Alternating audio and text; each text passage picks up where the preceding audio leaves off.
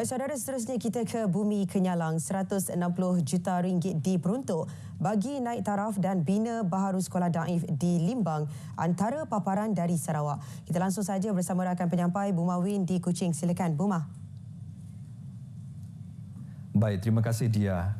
Lembaga Pembangunan dan Lindungan Tanah LCDA terus melaksanakan tanggungjawab sosial korporat CSR kepada golongan kurang berkemampuan di negeri ini. Atas dasar itu, seramai 130 orang asnaf dan anak yatim diraikan dalam satu majlis iftar bersama Premier Sarawak Datuk Patinggi Tan Sri Abang Johari Tonopeng di sebuah hotel terkemuka di Kuching. Mereka turut menerima sumbangan raya dari agensi terbabit dengan harapan dapat mengurangkan bebanan golongan itu menjelang Syawal. Penerima merupakan golongan asnaf dari 13 buah kampung dalam kawasan projek Darul Hana. Datuk Patinggi Abang Johari pada majlis itu turut menyaksikan penyerahan cek zakat perniagaan LCDA berjumlah 1.9 juta ringgit kepada tabung Baitumal Sarawak. LCDA diwakili oleh pemangku pengurus besarnya Kushairi Bostani, manakala tabung Baitumal Sarawak diwakili oleh timbalan pengurus besarnya Bol Hassan Iskandar Taibi. Baik, sementara itu Datuk Patinggi Tan Sri Abang Johari ketika ditemui pemberita mendedahkan pembangunan Darul Hana Fasa 2 kini dalam pelaksanaan. Katanya pembangunan penempatan baharu itu melibatkan 200 keluarga dari 2 buah kampung. Sungai Berdaun juga sedang dalam pembinaan untuk memindahkan extended family iaitu keluarga tambahan untuk fasa kedua. Dalam pelaksanaan jagaan siap mungkin 20-26. Kerajaan juga katanya sedang mengenal pasti kawasan baharu bagi pembangunan Darul Hana dalam fasa seterusnya di sekitar kawasan Sungai Berdaun. Kerajaan Sarawak memperuntukkan 160 juta ringgit di bawah Agensi Pembangunan Wilayah Utara NRDA untuk menaik taraf dan membina baharu sekolah-sekolah daif di bahagian Limbang. Demikian menurut Timbalan Premier Datuk Amar Awan Tengah Ali Hassan. Sebelum kita melaksanakannya, kita telah pun kumpul mereka yang terlibat, pegawai-pegawai pendidikan, pengetua sekolah, SRK, SMK, untuk kita mengadakan lab dan mereka menyenaraikan projek-projek keutamaan. Katanya terdapat sekolah-sekolah yang agak daif dan perlu dinaik taraf oleh kerajaan negeri meskipun bidang kuasa pendidikan terletak sepenuhnya di bawah kerajaan persekutuan.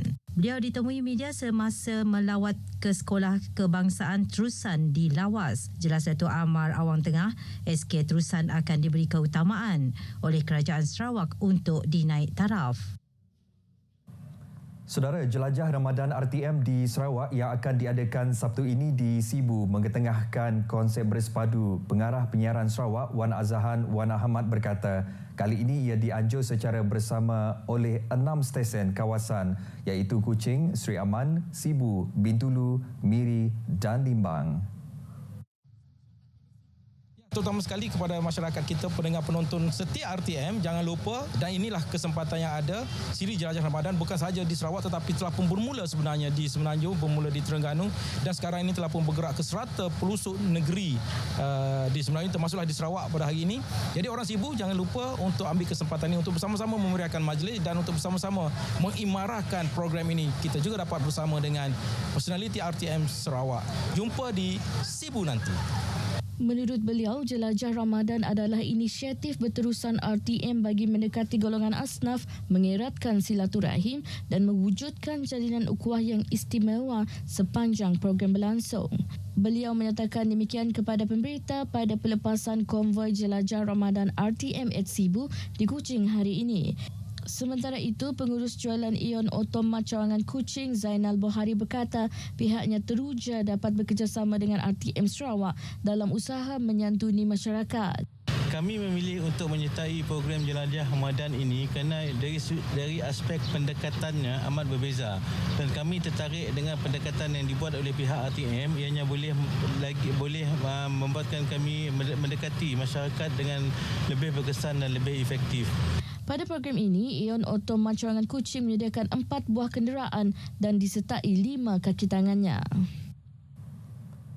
Pelbagai program akan diadakan sempena Jelajah Ramadan RTM 2024 di Sibu Sabtu ini. Baik, untuk perkembangan lanjut, kita bersama Muhammad Al-Hadi Samsawi di Sibu. Silakan Hadi.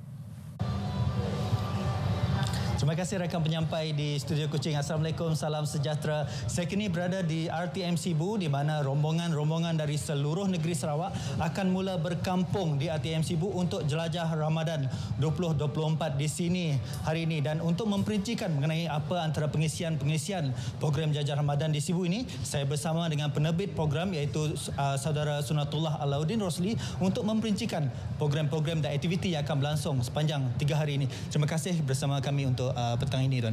Terima kasih kembali. Jadi, Tuan, apa antara pengisian utama program-program sepanjang Jelajah Ramadan di Sibu ini?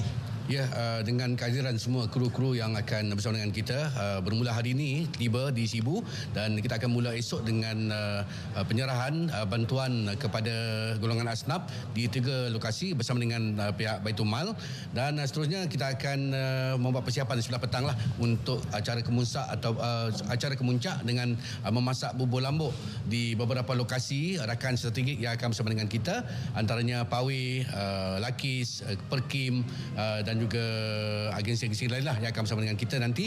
Dan seterusnya kita akan berbuka bersama dengan seluruh warga di zon Tengah Sarawak di dataran Tun Tuanku Haji Bujang dengan program berbuka puasa perdana bahagian Sibu nanti pada sebelah petang 23 hari bulan itu. Dan seterusnya program akan kita teruskan di Surah Darul Sadah pada awal pagi 24 untuk program Ketuk Sahur. Jadi itu antara pengisian bermula hari ini dengan kehadiran semua, dan seterusnya esok kita akan bersama dengan Baitul Mal dan agensi berbuka puasa pada 23 hari bulan. Itulah antara pengisiannya.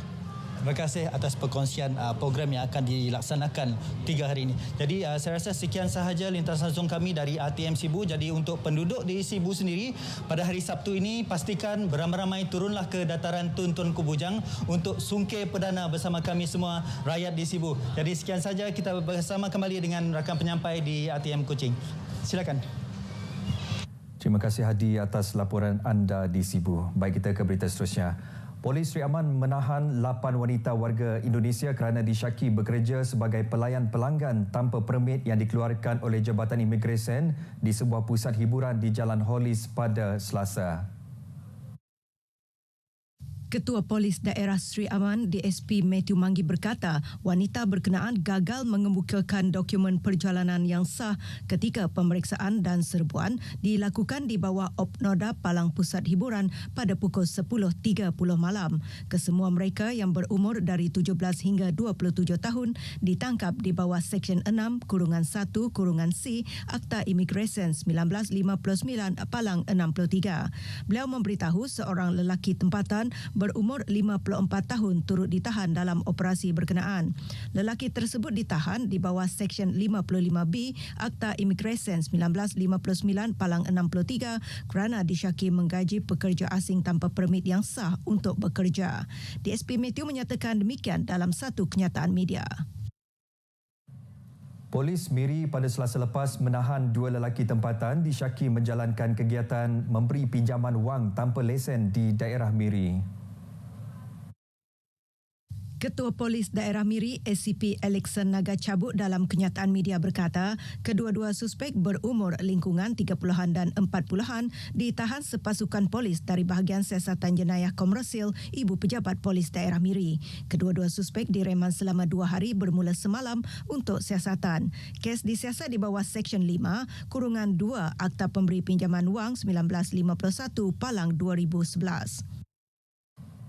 Baik saudara, perkongsian itu tadi mengakhiri berita dari Sarawak. Dari sungai hingga ke segara, Palestin pasti merdeka. Kita kembali bersama Dia di Angkasa Puri untuk berita seterusnya. Dia, silakan. Baik, terima kasih Buma langsung dari Sarawak.